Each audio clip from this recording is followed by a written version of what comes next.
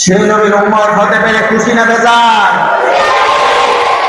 সেই নবীর উম্মত হয়ে দুনিয়াতে আসতে পেরেছি, সেই জন্য আমরা খুশি না বেজার? শুধু নারাজ হয়েছে আবু জাহেল, ঠিক কিনা? নারাজ হয়েছে ইবলিস শয়তান, ঠিক কিনা? সেই নবীর উম্মত আমরা, তাই না? আমরা সেই নবীর উম্মত, সেই নবীকে মহব্বত করার দরকার আছে না নাই?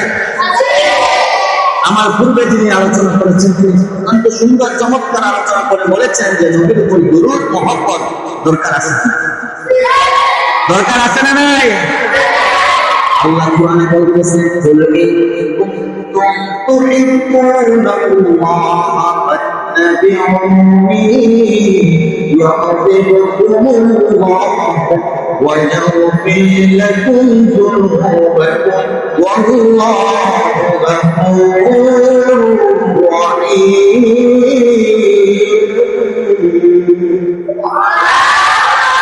আল্লাহ রাব্বুল আলামিন কুরআনুল কারীমের মধ্যে বলেন, কুল ইন কুনতুম তুহিব্বুনাল্লাহ ফাত্তাবিউনি ইউহিব্বুকুমুল্লাহ। তোমরা আমার রাসূলকে ভালোবাসো, হে নবী আপনি বলে দিন, তোমরা যারা আল্লাহকে ভালোবাসো, যারা আল্লাহকে ভালোবাসো তারা আমার রাসূলকে অনুসরণ করো। ইয়া রাসূলুল্লাহ, নবী গো, আমরা প্রত্যেকেই আল্লাহকে ভালোবাসি। সাহাবায়ে কেরামদেরকে নবী সাল্লাল্লাহু আলাইহি ওয়াসাল্লাম বলেন, তোমরা যারা আল্লাহকে ভালোবাসো, তোমরা যারা আল্লাহকে মহব্বত করো, তারা প্রত্যেকেই আমি রাসূলকে অনুসরণ করতে হবে, ঠিক কিনা?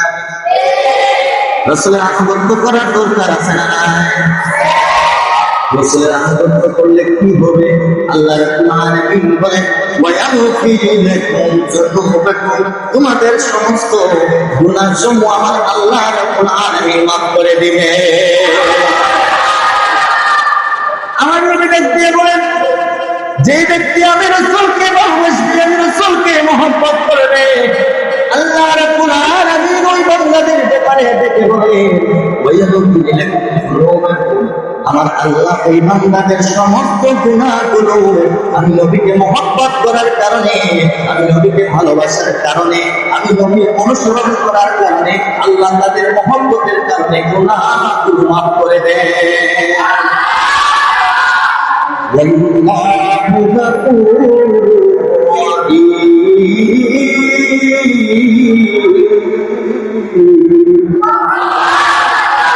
আল্লাহ রাব্বুল আলামিন বলেন, আমি গফুরুর রহিম, আমি বড় দয়ালু, আমি বড় ক্ষমাশীল, আমি তোমাদের প্রতি করুণা, আমি আল্লাহ দয়ালু, আমি আল্লাহ তোমাদের সমস্ত কথা, সমস্ত দোয়াগুলোর সাথে সাথে কবুল করে নেই, কারণ আমি আল্লাহ হচ্ছি গফুরুর রহিম। আল্লাহ কত সুন্দর করে বলেন, আমি আল্লাহ গফুরুর রহিম, আর আমার নবী হচ্ছে গফুরুর রহিম।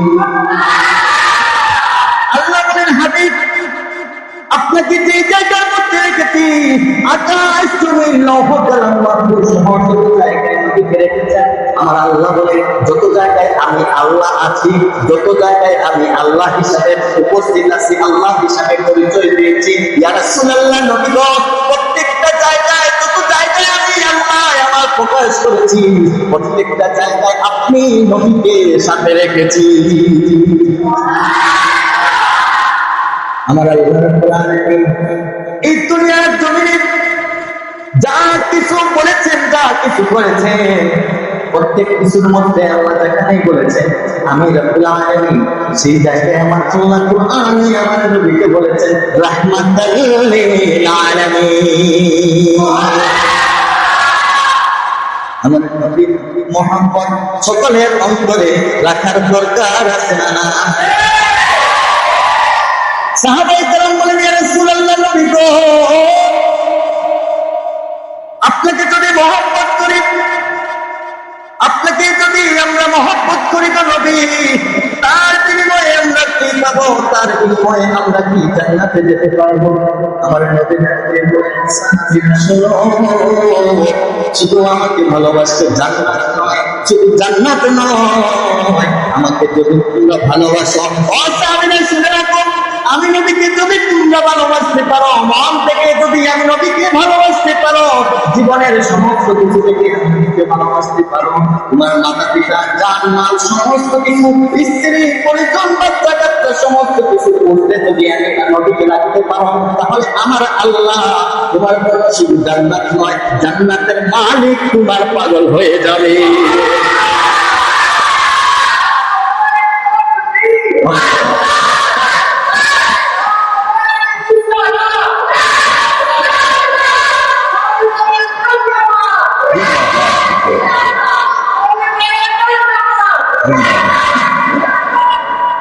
নবী বলেন, ও আমার সাহাবী, শুধু তোমরা যদি আমি রাসূলকে ভালোবাসতে পারো রে, যদি আমি নবীর মহব্বত অন্তরে রাখতে পারো, তাহলে শুধু জান্নাত নয়, জান্নাত নয়, জান্নাতের মালিক তোমাদের পক্ষে হয়ে যাবে। আমরা জান্নাতের মালিককে চাই কি চাই না? জান্নাতের মালিককে, জান্নাতের মালিককে আওয়াজ করে বলো। আল্লাহ বলেন, আমার হাবিবকে যারা মহব্বত করবে, আমার হাবিবকে যারা ভালোবাসবে, ইয়া রাসূলুল্লাহ আপনি বলে দিন, আপনার অনুমতি ছাড়া, আপনার ইজাজত ছাড়া, আপনার হুকুমের অবাধ্য যারা হবে, তাদের জন্য আমি আল্লাহর জাহান্নাম অপেক্ষা করতেছি। আর যারা আপনার অনুমতি নেবে, আপনার অনুসরণ করবে, আপনার প্রত্যেকটা আদর্শকে জীবনে বাস্তবায়ন করবে, ওই ব্যক্তিগুলা আমি আল্লাহর কাছে অতি প্রিয় হয়ে যায়। ওই ব্যক্তিগুলা এত প্রিয় হয়ে যায়, ওই ব্যক্তিগুলার আরজে আমি রবের কাছে চাইতে দেরি হয়, আমি আল্লাহ ওই আরজগুলা পূরণ করতে দেরি হয় না।